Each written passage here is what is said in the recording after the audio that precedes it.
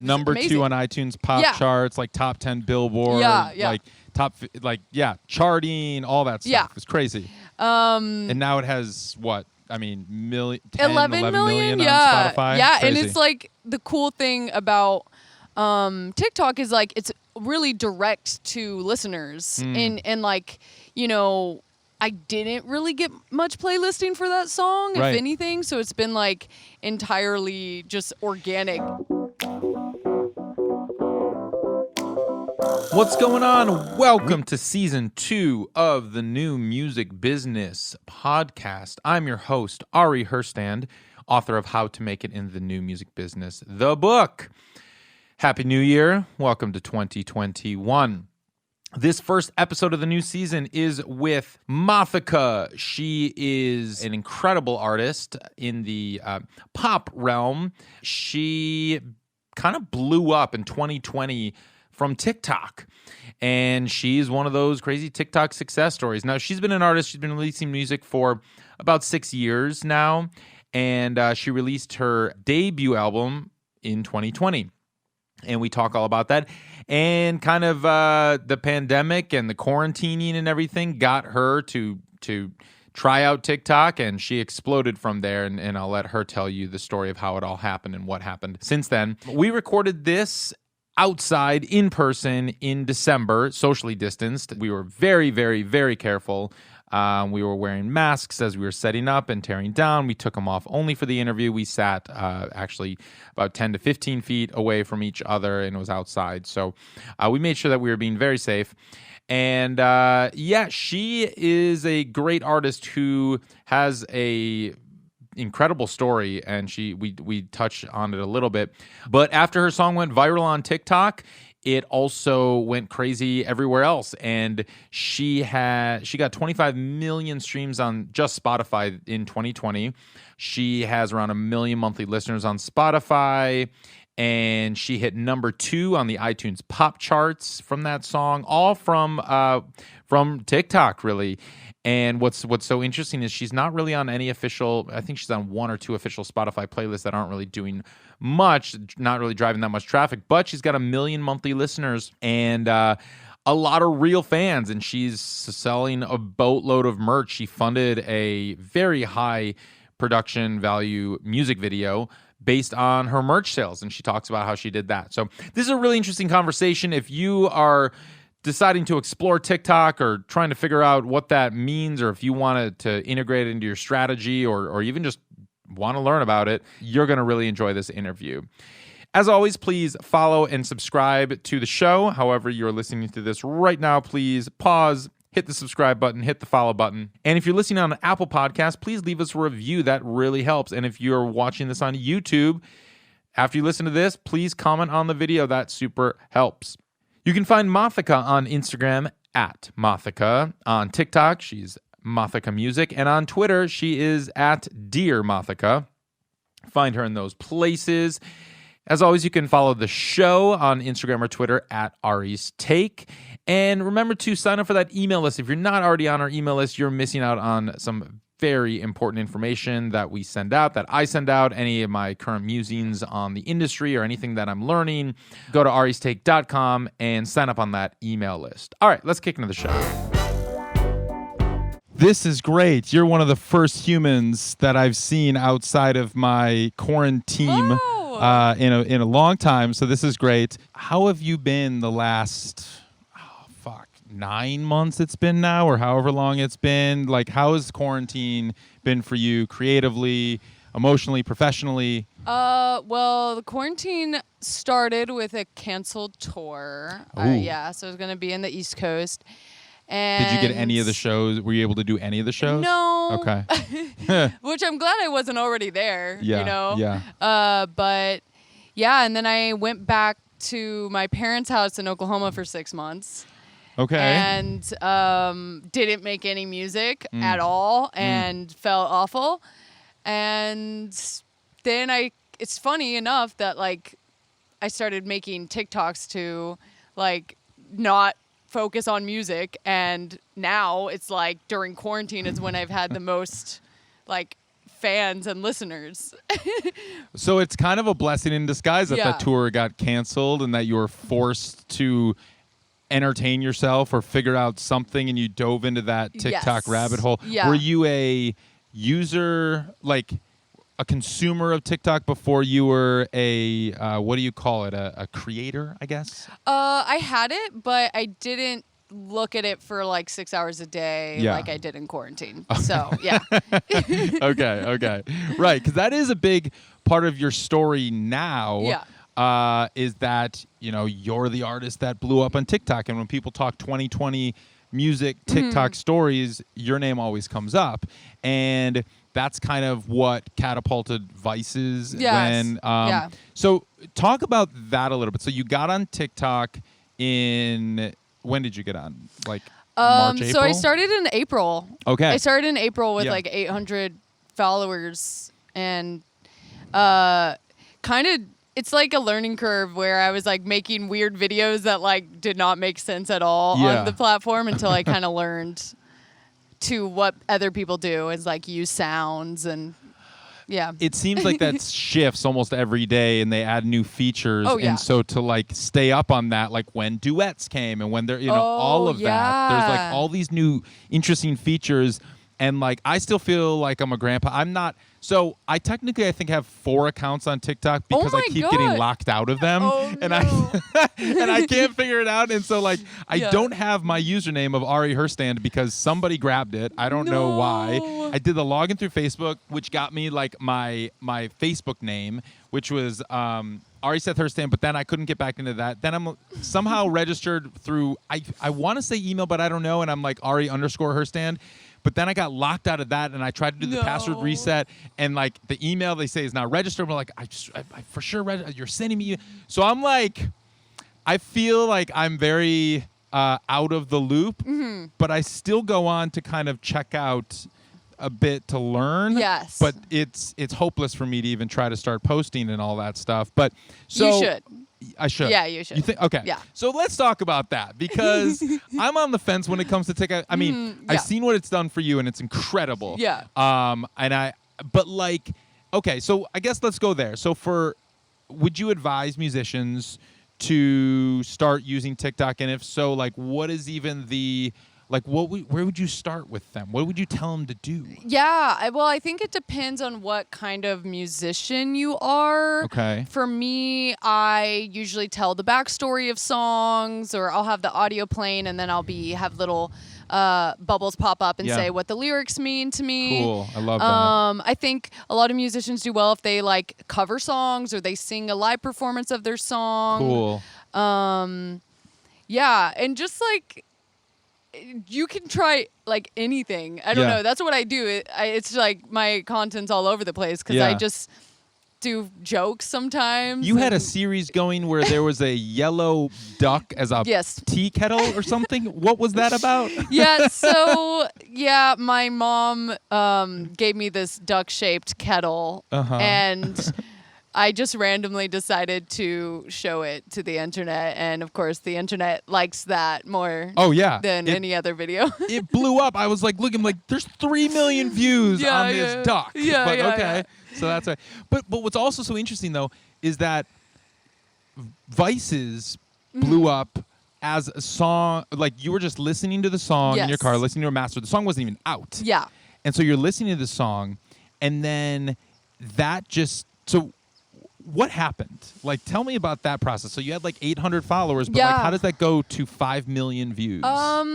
Well, it's I don't really understand the algorithm sometimes, but Yeah. basically I listened to my mastered songs in my car, and it got really emotional, and it was like sunset, Yeah. and I posted a clip of a different song a few days before Vice's. Yeah. Same setting, same everything, and it got like 50,000 plays, and I Solid. don't know why, but I just felt compelled to share this other clip from Yeah. that same. It was like a whole video, it was like minutes long. Huh. And I just shared this other little clip, and it was like in the middle of the song, and I think the fact I'm emotional in it and the story of it, is what people liked. But I honestly don't know why an identical video of a different song didn't work.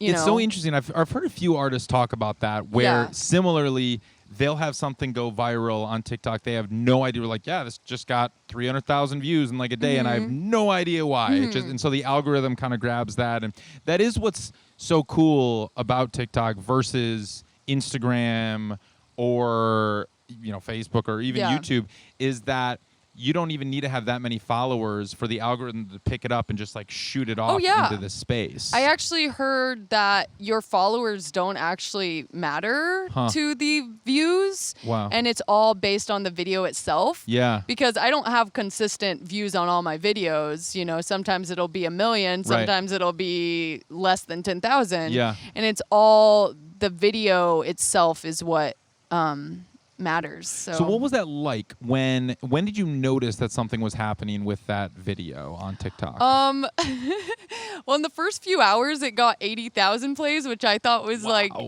thought that was crazy, and I was telling everyone, and I think the first night it ended at like 600,000. Yeah. And I was like, okay, this is big, and I rushed to put it out early because it wasn't going to come out for another month. Oh. Yeah. Oh, wow. And so, that's smart. Yeah. Because that was the fire that was happening then. Yeah. So did you have to change the release schedule? Did you have to work? You're with AWAL, right? For distribution? Yeah. Did you hit them up and be like, yo, we got to get this out like yesterday? Yes. Okay. And everyone told me not to. Yeah. Oh, and at AWAL? Yeah, they told me not to. Right. But I was like, I've never had this happen, especially with my music. So I was like, I'm just going to try it. And if it doesn't work, it doesn't work. Yeah. And it worked. So, and I'm it was number amazing. 2 on iTunes pop charts, like top 10 Billboard, like charting, all that stuff. Yeah. It's crazy. And now it has what? 11 million on Spotify. Yeah, crazy. and it's like the cool thing about TikTok is like it's really direct to listeners, and I didn't really get much playlisting for that song, if anything. So it's been like entirely just organic. That's what's so cool to me is that, all right, so you're at about 1 million monthly listeners on Spotify. You have... Almost. Almost, right. I looked at it right before it came. I was like, what? She's pretty much there. Yeah. But like, you're on 1 or 2 official editorial playlists. And that's like virtually unheard of in this day and age where someone... And you also have like, I don't know, 50, 100 million total streams, probably more. And it's like no official playlisting. And are there any other strategies that we're not seeing behind the scenes that you would attribute to that? Well, I have a lot of songs. Okay. So I probably have like over 60 songs out that are like remixes, features. Yeah. A lot of my songs where I'm a featured vocalist have more plays.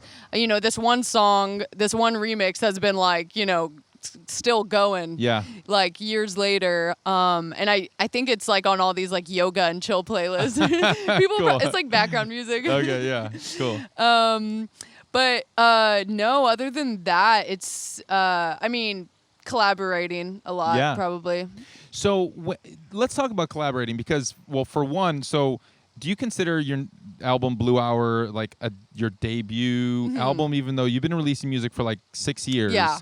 This is the official album.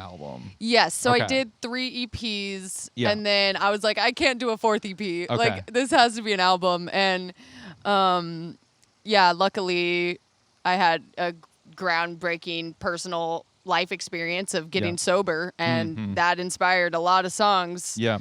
And I saw, because when you mentioned collaborating, there's behind the scenes collaborating, and then there's like in front of the scenes collaborating. So like you being a featured vocalist on someone else's track, that's like very public. It's like, oh, she collaborated, they collaborated, working with other artists. But like I was looking at some of the credits on Blue Hour, and you have a lot of co-writers, different producers. So talk about that experience of making this record and where all these people came from.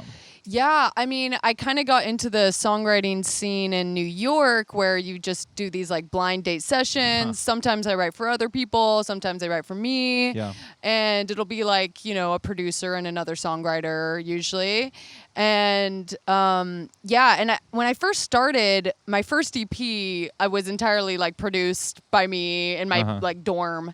And as I started working with producers that are like so much better, it just became so much easier to finish a song, with other people involved. I mean, I have so many sitting songs that I won't finish because they're just done by me by myself. Yeah. Sometimes you need that other person to be like an accountability partner. Yeah. To just like say, no, we're finishing this. Like, let's just finish. Yeah. And that energy. So.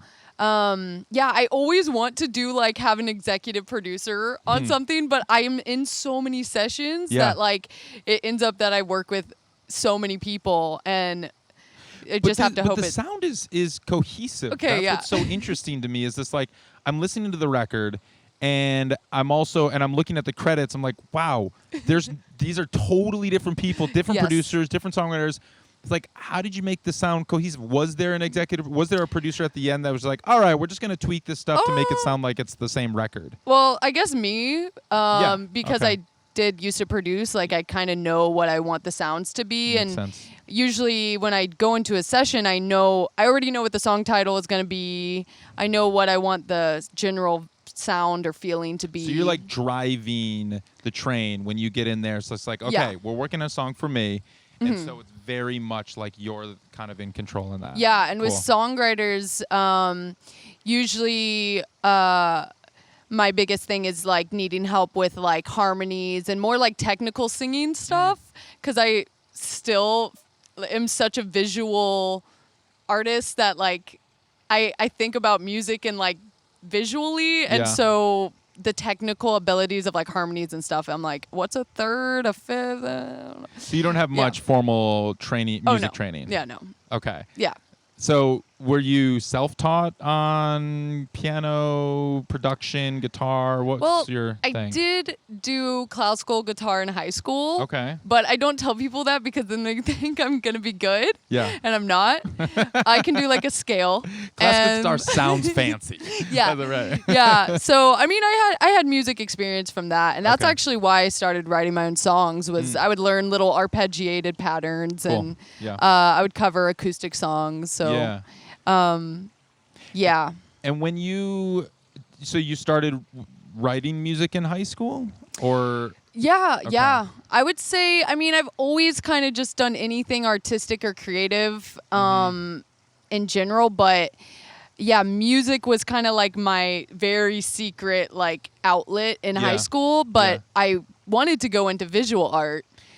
Yeah. It makes a lot of sense because the Mothica brand is very visual. And it's also very honed. Like I think you think of Mothica and it like instantly you know what that is, that the world is. And I think a lot of artists struggle with creating that world, that branding is like the stale marketing term for it. But like you've done such a great job of branding. Talk a little bit about kind of how you created the Mothica world and the aesthetic and all of that. Well, it's really easy when you have an animal mascot the moth. to put moths on everything. Right. But just like my personal style and like I even in middle school when everyone wanted to be Avril Lavigne and I just never grew out of that and so yeah, it's just a lot of like darker imagery and because I do like graphic design and visual art, I always am thinking about that too. Cool. Do you do your own graphics and stuff? Yeah. Amazing. Yeah. Okay. So I like edit videos in Premiere. I do graphics. Wow. I design like all my merch. It's great for me though because I get so bored with one thing. Yeah. That like I could never just be a singer. I don't even think of myself as a like vocalist. Sure. I think of it being everything involved. You're the artist. Yeah. And all that entails. And I mean that's so cool to know that you do your merch designs and the graphics and the video editing for a lot of the stuff. But that I mean, so that makes a lot of sense that the world comes from that. Was there any specific, like, when you created the Mothica world, the artist, did you like vibe board it out or like vision board or anything like that? Or yeah, well, I've always had like Pinterest boards and Tumblrs. Yeah. And honestly, Tumblr. Yeah. I don't even think I've ever matched my aesthetic to what I want my aesthetic to be. But yeah, I'm always thinking visually like that for sure. It really helps communicate and tell the story. And what's interesting is this, like, it puts it in a different category. Like, just listening to the music, it's sonically very pop. Once you start to dig into the lyrics, you're like, oh, there's some dark shit here, and it's like, oh, this is really intense, and like this is like telling a real story. It's just like, whoa, like what's happening with this? But that's where, like, then the aesthetic starts to kind of make sense with it, and it works. Whereas, like, I think a lot of artists push against the branding aesthetic thing, but like, if the music only tells one part of the story, and sonically it only tells one part, but then lyrics it just tells another part. But like, I really do feel this whole world of Mothica. Well, what I just kind of dawned on me that I started out as more of a visual artist. So it like makes sense that like my visual aesthetic and, style and everything is, I feel like I've been trying to find my sonic sound like the entire time I've been making music. Like if you hear my first EP, like even the way I pronounce words, so different. It's embarrassing. Did you go faux British for that? Oh yeah. Oh, there's like, the indie girl voice or whatever. Oh, sure. Singing in cursive, yeah. Singing in cursive. Oh yeah. Oh yeah. And do you have a ukulele for that too? I do have some ukulele songs. Sure. Okay. Naturally, right. But I think it's always been interesting because I grew up in kind of the more like emo, Hot Topic, Warped Tour world. Right. And that's my personal aesthetic. But then I love pop songs and I love the clean, finished bass of electronic music. Yeah. And so my unreleased next EP, I think, is like the amalgamation of those things. And it's finally like, okay, this is what I should be doing. Yeah. Yeah, and I mean, the sound is very of now. Like, it is very pop of the moment, which works really well. And it's cool because, but when you have the lyrics and the stories that you're telling is what really makes it hit so hard. Yeah. Is because, like, there's a lot of songs out there in the pop realm that have this sonic consistency, I guess. It's just like, but when you kind of dig in lyrically, like, you're telling a story that is patently you and that comes from you, and it's like you can't necessarily lift a lot of your songs and like place it on another artist because it is so deeply you.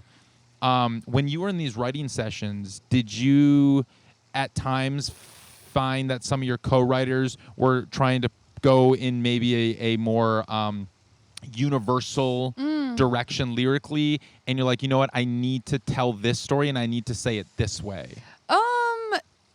Yeah, I definitely tried to think about that a little bit, just because, a lot of the songs were about sobriety and getting sober and drinking. And while I left in a lot of personal details, I didn't want anyone to feel like they couldn't listen to it,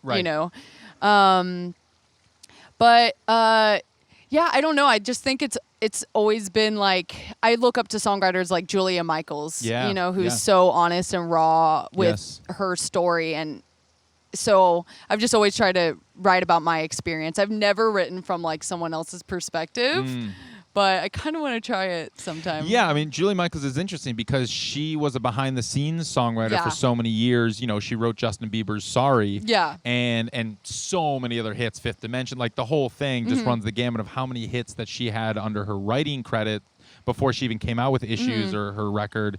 All of that, and it's interesting because when she does write for herself and has her own artist songs, those songs are her, but she's able to kind of then Yes. wear somebody else's shoes, or like going and like, all right, we're writing a song for Bieber. Let's do it. I love that. And yeah, the few, I've done some writing for other people, a lot of songs that aren't out. But I think where I usually go is like having a interesting concept. Yeah. And usually I work better with people who it has a slightly darker twist to it. That makes sense. Yeah. So the song Blackout, well, the song and the video, Yes. because the video Yes. is wild. Oh, let's thank talk you. about the video. It's Yes. dope. It's so cool and creepy and twisted, but so fun. Yeah. And first off, who's the dude who's playing? What do you call that? The Beetlejuice? It's like a blue. Yes, Beelzebub. Beelzebub, okay. Yeah. Yeah, he's like a creature actor, previous Cool. basketball player, 6'8". Yeah. Yeah. Massive. He's okay. great. So he actually is that tall. I He was wondering that about tall, that. and then All right. sometimes we would have him stand on a stool to be even taller. Cool. Yeah. So talk about putting that video together, because also I saw how many people, speaking of collaborations, how many people were a part of the making Yeah. of that. As an indie artist Oh, yourself, yeah. like how do you do that? Well, I had the idea when I was about 3 days sober, Oh. and I had started, the song wasn't finished at all, but I Yeah. started writing this kind of 1950s inspired melody about, this unrequited love and the love being addiction and, alcohol. And I had this idea for like the dancing with the devil metaphor, and I reached out to the director around a year and a half before we shot it.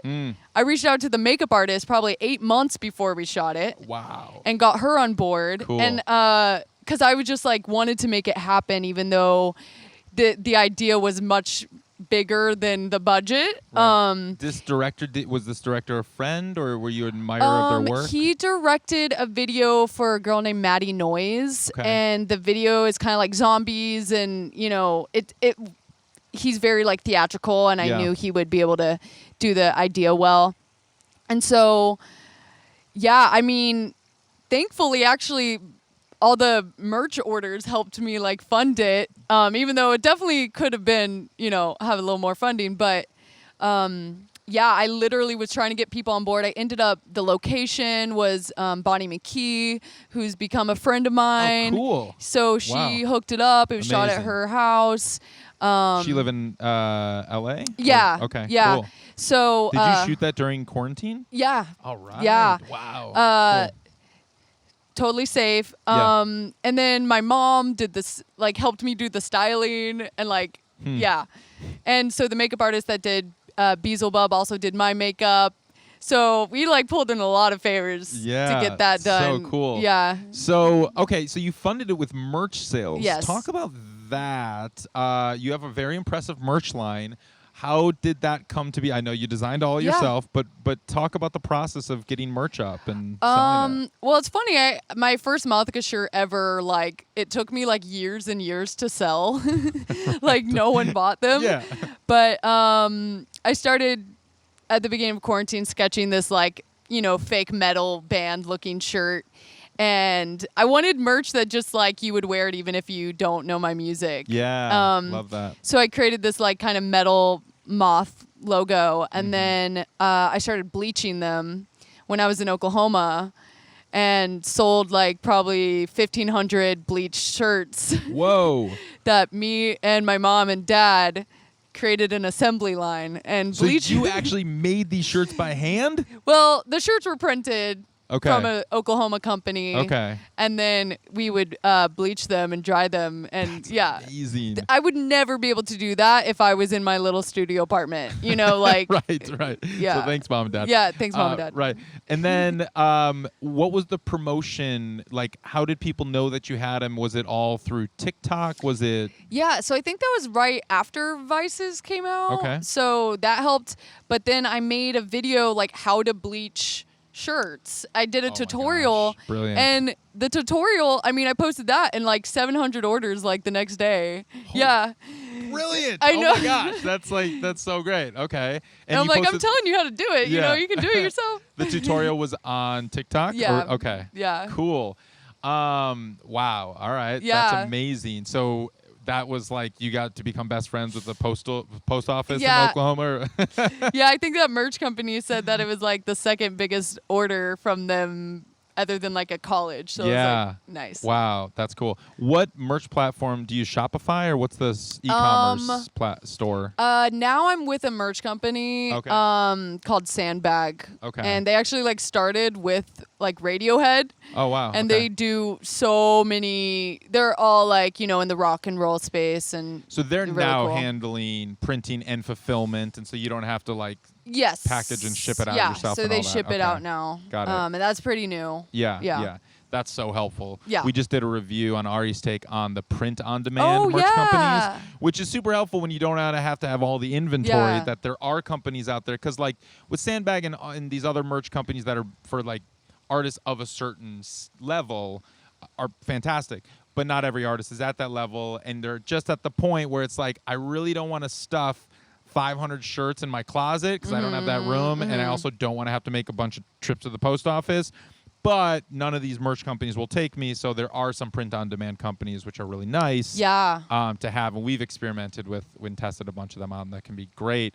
So you sold a boatload of merch, which is amazing. Helped fund the video. Was that like after you sold the merch, it's like, all right, let's go, and you called up your director and you're like, all right, we can do this now? Yes, actually, and even at the last minute, I started selling some one-of-a-kind Mothica shirts on Depop, where I would find old like gas station shirts, like cheesy looking like fairies and dragons, and just put the Mothica logo on that. And so last minute to get a little extra funding, I did that because my idea was like would better be suited for an actual major label budget, you know. And so I tried to get it together as I could, and I put everyone who bought a shirt's like name in the description. Awesome. And yeah, very cool. So have you, since everything is kind of really blown up this year for you, have you been approached by major labels? Yes. And what has been the decision to stay independent, or are you going to stay independent? I am staying independent. Okay. You know, it was funny, like the 2 days after Vices came out, I was like just wall to wall with like meetings and all these labels that, you know, I dreamed of being on and the conversation. And I think a lot of it came down to the timing of it, and I wanted to get my album out within like a month, and I knew that if I signed, it might be pushed back. And, you know, I got this album out, but I already had plans for what I'm doing next. Like my January, like the next year is already to me planned, and so I was just like, I'm going to see how far I can take it on my own. And if the right partnership came, possibly. But right now it's just me and my manager and my mom. Right. How long have you been with your manager? Oh, probably like 2 months. Oh, yeah. Okay. Yeah. And who is this manager? Oh, his name's Danny Sealis. Okay, and how did that relationship come to be? Well, he used to manage Good Charlotte, which is epic. Cool. But another artist, so funny, Abso Facto. I don't know if you've heard of him. Yeah. He had a song called Dissolve that was huge on TikTok. It was #1 on alt radio, and I had been listening to Abso Facto since I was in high school. I like reached out to him for chords when I was in high school. That's amazing. And randomly, when I got on TikTok and my moment was happening, we reconnected, and he was like, "Oh, you should meet my manager." So and that's how it happened. And that's how it happened. Yeah. Amazing. So have you been self-managed this whole time before? Or have you had other managers? I've had like 4 managers. Okay. Okay. And there was little bouts of me doing it my own. But one thing is like, I'm like kind of bad at filling people in. Like I just go. Yes. Yeah. Yes. And I do a lot of it. A lot of the sessions and the producers I meet is just usually Instagram DMs. Cool. That's awesome and very encouraging. And probably for the best that you didn't go with a label, because if you're go, they're wait, and it might have been 2 years before you got out your record. That was another hard thing with the label conversations was, you know, I have this new song coming out in January, and I already have the date, January 29th. It's in very important day. It's the 10-year anniversary of my suicide attempt. It's a song about that. Like, there's no way I'm putting it out any other day. And some of these labels would be like, oh, that's kind of soon. Like, why don't you push it back? And I'm like, as soon as they say something like that, I'm like, nope, like, can't change that. Yeah. So hopefully I can have the freedom to do that and it'll work. Absolutely. And I'm talking to more artists, and obviously I'm a little biased because of everything that I teach and talk about and do. But so many artists are having the label conversations and deciding to continue on their own because, like, I don't really need you. And, like, okay, you're promising the world, but, like, my world's actually kind of okay right now, and it's growing and building, and it feels right, and I have control, and I don't have to give up ownership and all of that stuff. So you're working with AWAL as distribution, and for people who are listening who don't know, they're not a label, but they offer some label services, is what they're called. And it varies. I've talked to people like Lauv's team, where they did the world for him, and then I've talked to people like me, who AWAL didn't do shit for. So it's kind of like, and everyone in between. Yeah. And so I'm like, it's for one, how long have you been working with them? I was with them for 2 years. Okay. Yeah. And like 2 years ago, you started with them? Yeah, I signed like a little distribution deal with them 2 years ago. And what was the decision to go with them? And do you feel like it was worthwhile? And are you sticking with them?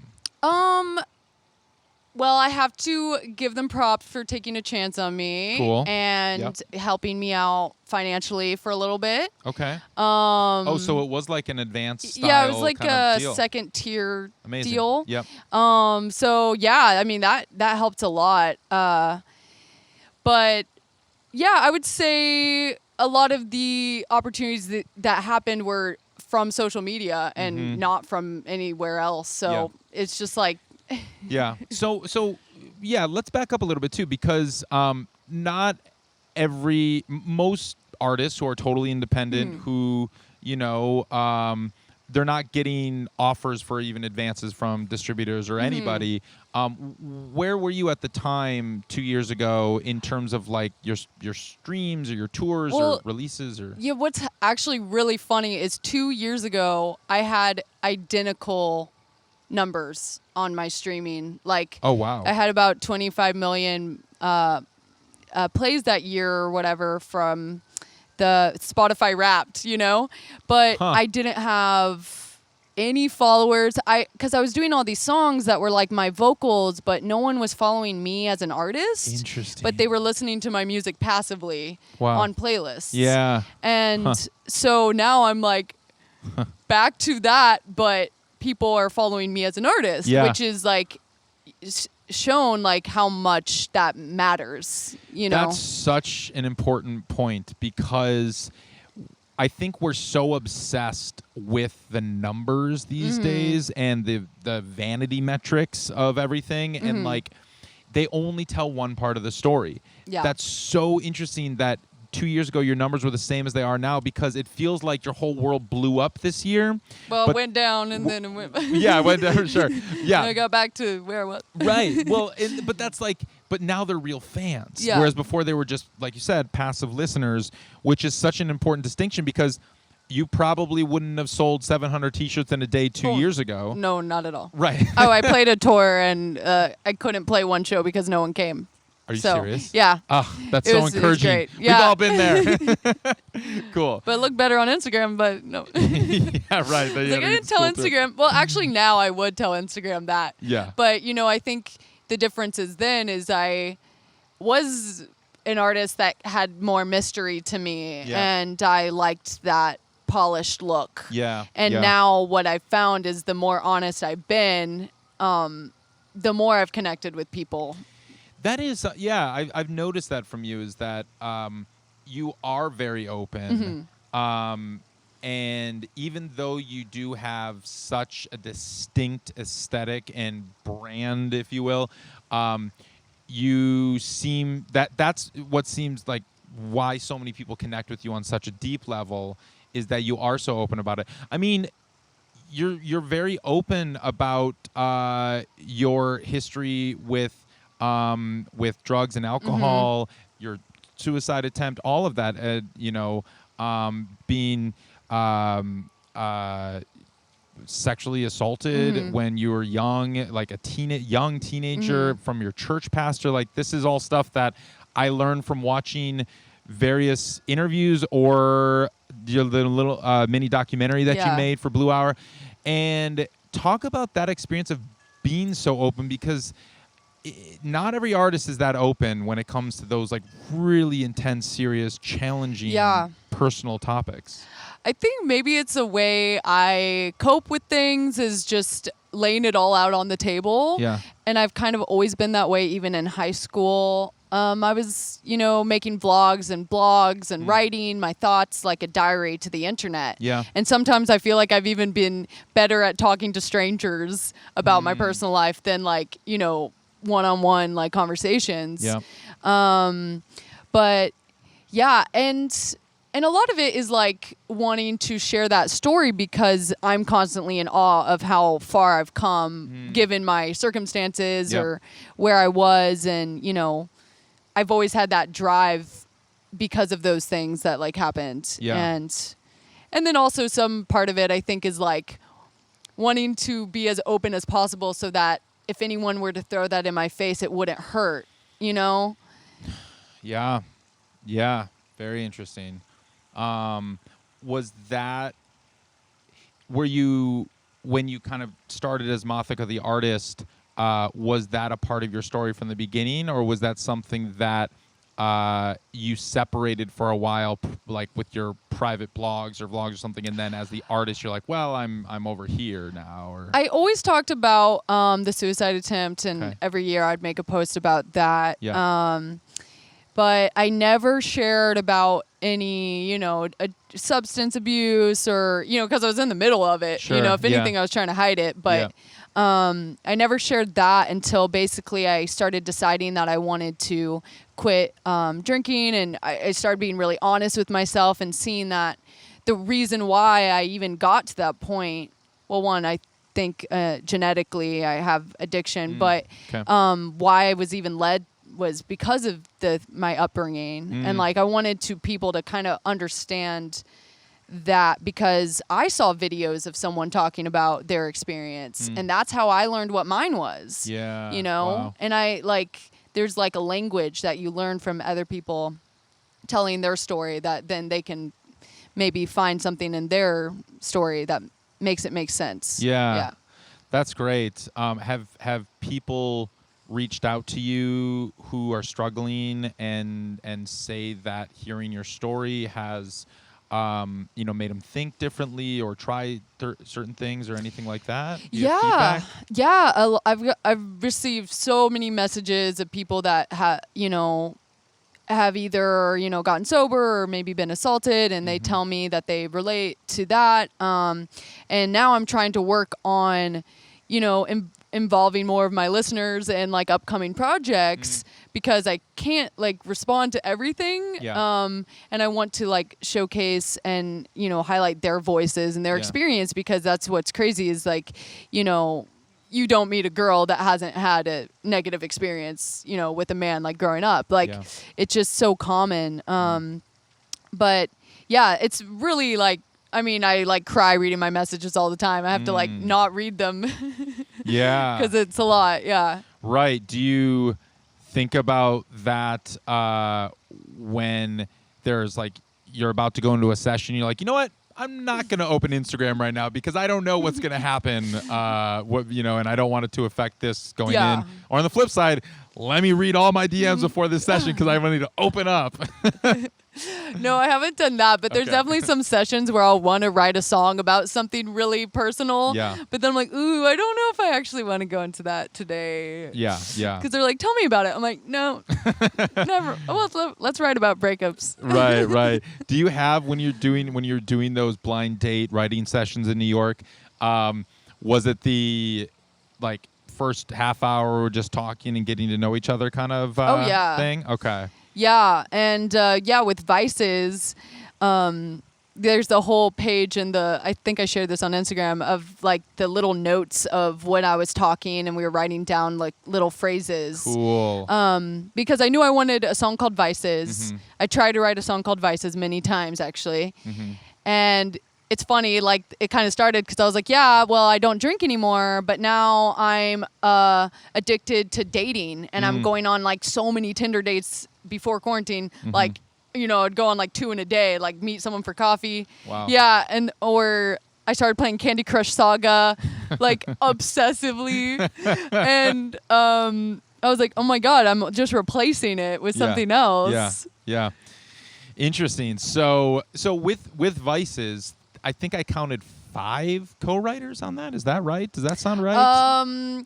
Yeah, so there was 2 songwriters, and then there was the producer who did the first session, and we made like the beat was very different. And then we took it to another producer named David Burris, who's done a lot of my other songs. Gotcha. Yeah.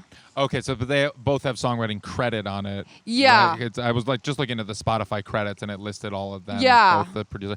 Anyway, so when I guess with that session, like how does a session like that, for people that don't do a lot of those kinds of sessions where they're writing for themselves necessarily, maybe they're going to write for, like, how did that work? Do you go and you have a producer?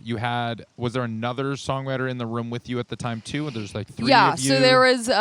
songwriters, Becca and Eva, and then a producer named Jack, and we were like in his living room, and I was talking about the vices and the concepts, and we started out with like, I feel like I'm just passing by, and he was creating a beat while we were like kind of singing the song. It's like it's hard to even remember like the exact order of it, but is that how it typically goes? Is that when you do a session, you're always with someone who is what do they call it? Like control, like in the driver's seat behind the computer, making the beats as you're working on it. Do you always kind of write that way? Usually, sometimes they'll have something they've already made. Okay.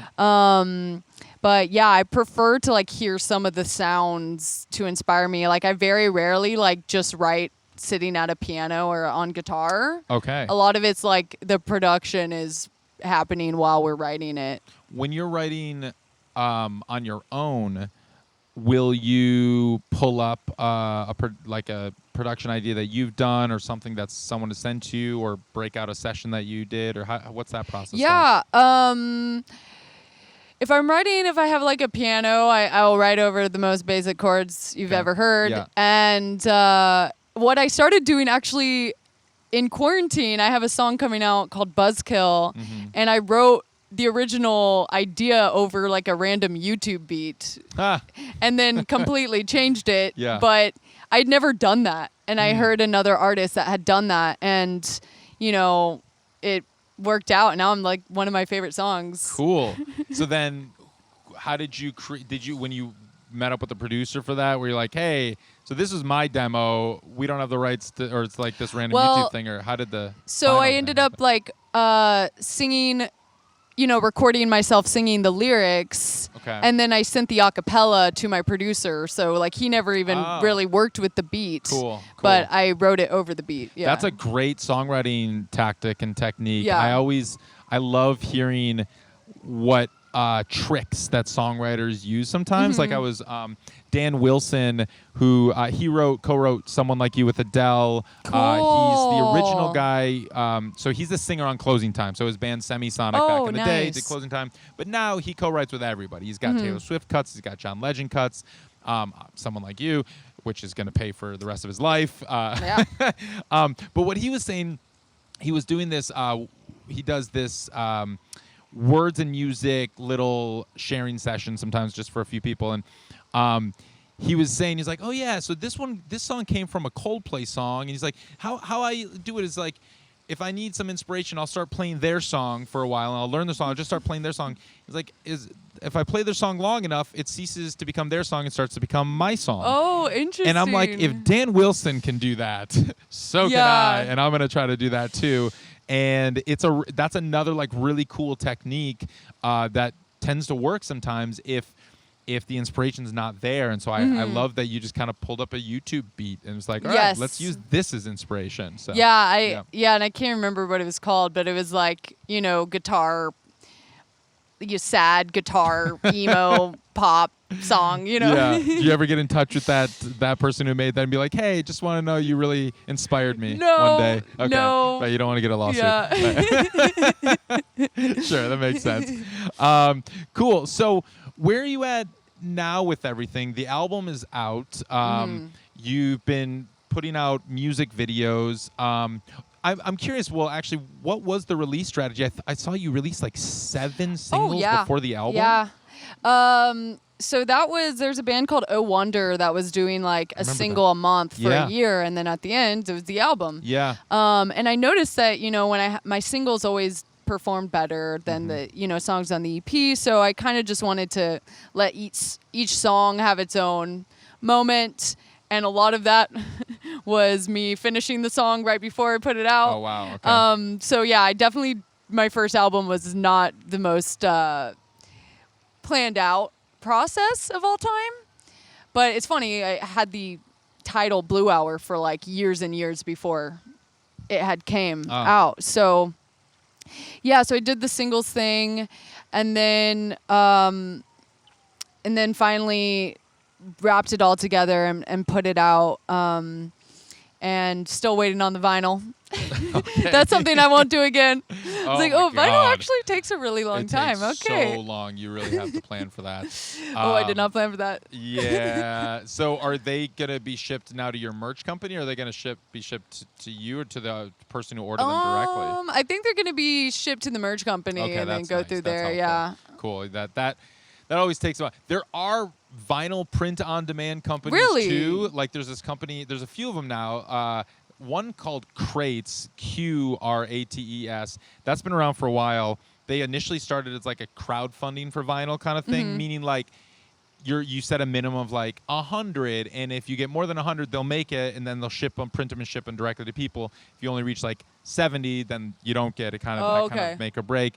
But now they're just like a print-on-demand vinyl, which is great for people who you don't want to actually or don't have the money to order 1,000 in bulk or whatever. But I'm doing a super small quantity. Okay, yeah. But I ended up designing the whole layout and everything myself. Mm-hmm. Cool. Everything.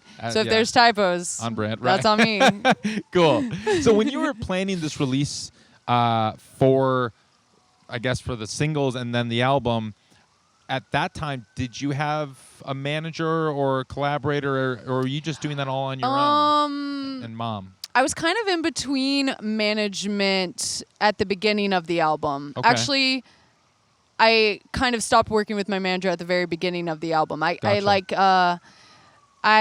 When I stopped drinking, I started, before I stopped drinking, my releases were, I feel like, very shoddily put together, and I didn't care that much. I mean, I cared, but when I stopped drinking, I really took control of everything, and I became way more productive, way more involved. And there's a little bit I didn't have a manager. Yeah. But everything changed in my life, and I've never had more energy. Yeah. What was the that. strategy of each of those singles? What do you do other than upload it, create the cover, upload it to AWAL, and just post about it when it comes out? What was your strategy? Yeah, so the little mini doc I put out before the songs, I think. Cool. That I really wanted, a little thing about me and about all the things that really make me and why this album is so important to me in one place. Yeah. And I got to shoot that in my hometown. It's so well done. Oh, Who thank did you. that Blue Hour mini doc? So it was directed by Hunter Lyon, Okay. who's gone on to do some really great videos for Mark Hoppus and Black Bear. Cool. But the video was basically produced by me because it was in my hometown. So Sure. Yeah. all the locations, it was my old high school, had to get them, and the house I grew up in, Cool. had to let me back in the house. Yeah. So that's crazy. Yeah. And was that your church that you grew up in too? No, Okay. yeah. I would imagine they would not want you telling that story. That was the most difficult part was because I wanted to share my experience with the church and how, basically that I was, assaulted. Yeah. There was no church that I was going to be able to shoot in, especially and tie that. So we found an abandoned church in the middle of Oklahoma. Wow. Like in this tiny town. And actually, like, it got demolished the day after we shot in there. Oh my gosh. Yeah. Yeah. Wow, were you there for the demolition? No, but okay. That would have been like therapeutic. it was like swarming with wasps. Wow. And so it worked out because I was Yeah. like, I don't know how I'm going to tell this story. And, Sure. Yeah. Interesting. So that was really cool, that mini doc, and you learned so much in such a short period. It's like it's like 3 minutes. minutes. Yeah, it's amazing. So you had that before the first single? Or I was think or so. right around that Yeah. time or Yeah. It was something? like, I'm pretty sure it was like the Blue Hour like album trailer. Yeah. And were you releasing a single a month? Was that how you were doing it? About a month or like 6 weeks was the plan. And it was kind of just going based on like gut of what song felt like it should come out next. Cool. Yeah. Yeah. And then were you working with a publicist or anything at the time? No, I really don't. I've worked with a few publicists. Yeah. But for the most part, I would usually just send emails myself. Cool. Yeah. Cool. It's great. And that's worked for you? Yeah. Yeah. Yeah. Usually when I have time to do it. Right. But I didn't get like many blogs. Actually, it was amazing when Vice's came out.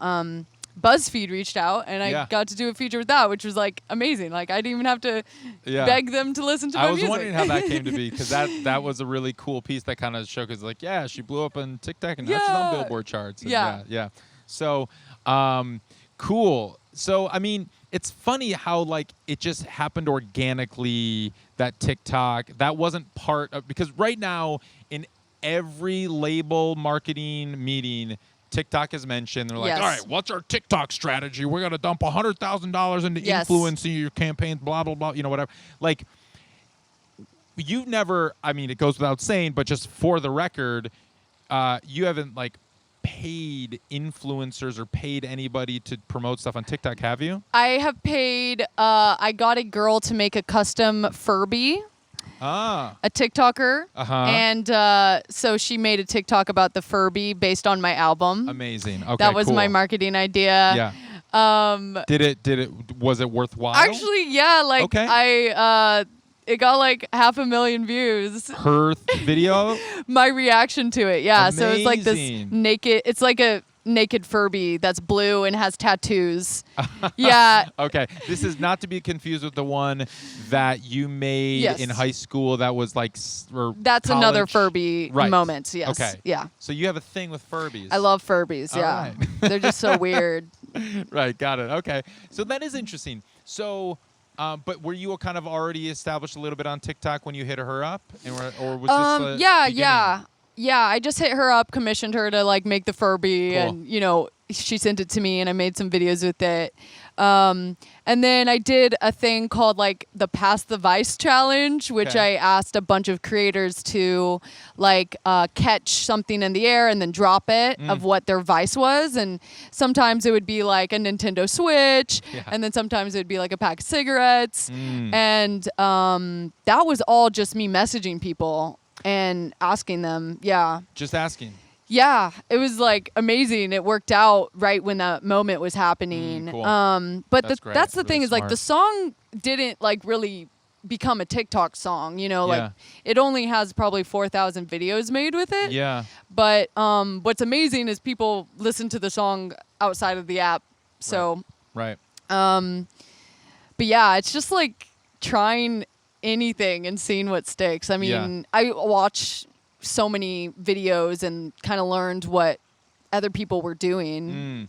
So if an artist is like, all right, I'm going to release my album, or I got some singles coming out, I want TikTok to be part of the strategy. What would you recommend to them that they start with or that they do? Let's say they're not even on TikTok yet. Or what do you recommend? Yeah, I think what I always think about is what is something I can like give back to people that are watching. So like with the I've done behind the scenes of how I got this shot. Yeah. Done a little tutorial. Cool. I've shared what the lyrics mean to me. Yeah.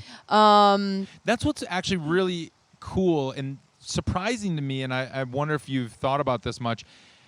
The videos of what we could be called like promotion, where really you're focused on your music or talking about your music, actually do really, really well and seem to get a really good response.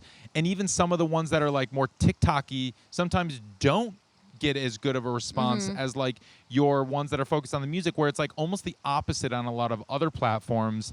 Whereas like when you're posting about the new song on Instagram, it's just like, okay, 100 likes. But then when you like post a really crazy photo of yourself, or it's like 1,000 likes, it's like, wait, what? Like, come on. Like, I spent my whole life, my 3 years working on this record, and like nobody cares. So how does that like? Have you thought about? Yeah, definitely. I think what I've learned is TikTok really gravitates to like very raw videos. Yeah. Like it doesn't have to be fancy lighting at all. Yeah. Very authentic, storytelling, I guess. And talking about your music is authentic to you. Yeah. And yeah. Cool. But if I post a clip from the music video, no one watches that. Wow, that's so interesting. So it's like, that makes sense. It really rewards, like, even like, I've noticed a lot of the most popular TikTok videos are either people in their car just talking or like in front of a mirror and holding their like phone up. Yeah. And I think something is very like relatable about that setting that feels like you're absorbing information, I guess. I don't know. Cool. Would you recommend artists these days, if they do have a little bit of a budget, to go the higher, like paying influencers on TikTok to do that? Or have you found that isn't as effective? Try it. Definitely. I think coming up with some little clever idea for what it could be. I haven't really done anything for my songs, but I see it working a lot for like Upsall, her song Drugs. I don't know if you know it, but right now it's having a moment because there's this one filter that perfectly matches up with the lyrics. Oh, wow. Like the delay of the filter matches up with the song, and crazy. Yeah. That's like Wizard of Oz, Dark Side of the Moon, how they match up if you play at the second line. I know. Roar. I was like, do I have a song that does that? No. Right. That's the 2020 version of Dark Side, Wizard of Oz. Yeah, cool. when your TikTok filter matches up with your lyrics. Yeah. Yeah. Cool. Okay. Yeah, I mean, it is so interesting, just like how the trends shift and evolve so quickly, because I've heard both ways. I've heard some people say, unless you have $100,000 to spend on TikTok influencer marketing, it's not worth it. But then I've also heard people that are having success, more so just like, I guess, kind of organically growing it themselves. Yeah, I think if you have the budget to try it, because you never know what it could do. Mm-hmm. Do you just message other people directly? Like, do you find them on Instagram and DM them there? Sometimes, yeah. I mean, luckily, because I'm verified on Instagram, I ended up being verified on TikTok. That helps a lot. Cool. One thing that actually helps a lot is I comment on a lot of videos, and either say something funny or whatever. And I mean, comments can go viral. Like there can be 50,000 likes on a comment. Wow. And cool. Yeah, that's a great strategy. Actually, that's a really good tactic to start with. Yeah. And people will be like, I think people will always be coming like, I see you everywhere. I'm like, yeah. Nice. That's smart. And I've also seen you jump on some of the sound trends once in a while. Yeah. Have you found that kind of works a little bit? I think that's super important. Yeah. Because I've seen some musicians like only post their music. Yeah. And because it's not a recognizable sound in TikTok, like the algorithm won't push it. Mm-hmm. So you kind of have to like intersperse it with popular sound trends. And, you know, sometimes I'll just have an idea for whatever is happening at that moment and do that. Right. It's great. Awesome. Well, this is so interesting. I have one final question that I ask everybody who comes on the show. What does it mean to you to make it in the new music business? Ooh, that's a good one. To me, to make it like understood by other people, or like to me personally? To you. Okay. To me personally, it's to be able to pull off my ideas and financially be able to do that. Cool. You know, one thing, my biggest, you know, goal right now is to make really compelling music videos and these concepts and these merch items that maybe you can't find easily, and to be like respected that like I can have this idea and I can make it happen. That's like all I've wanted. Yeah. So cool. Luckily it's starting to kind of happen. Yeah. I love it. Amazing. Mothica, thank you so much for coming on the show. Thank you.